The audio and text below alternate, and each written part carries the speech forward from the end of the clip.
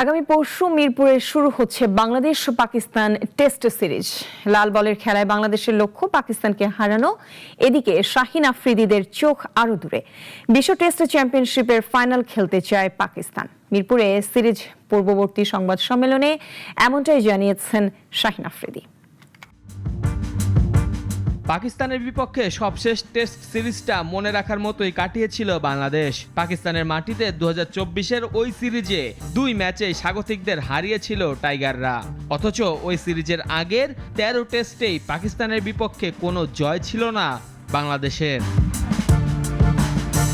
রাওয়ালপিন্ডির ওই সিরিজের পর আবারও লাল বলের ক্রিকেটে মিরপুরের মাঠে পাকিস্তানের মুখোমুখি হতে যাচ্ছে বাংলাদেশ। এটা চলতি বছরে বাংলাদেশের প্রথম টেস্ট সিরিজও বটে।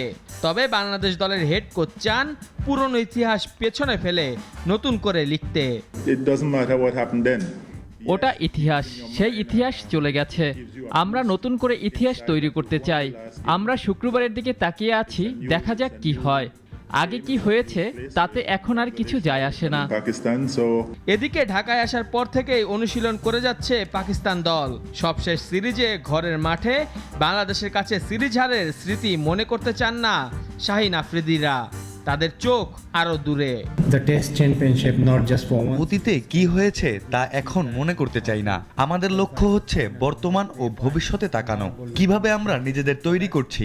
আমাদের লক্ষ্য হচ্ছে টেস্ট চ্যাম্পিয়নশিপ জেতা, শুধু একটা সিরিজ নয়। দল হিসেবে আমাদের লক্ষ্যটা বড়, আমরা সেটার জন্য তৈরি।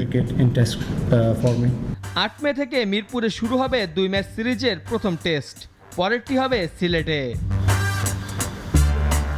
মেহেদী হাসান মুন্না, নাগরিক।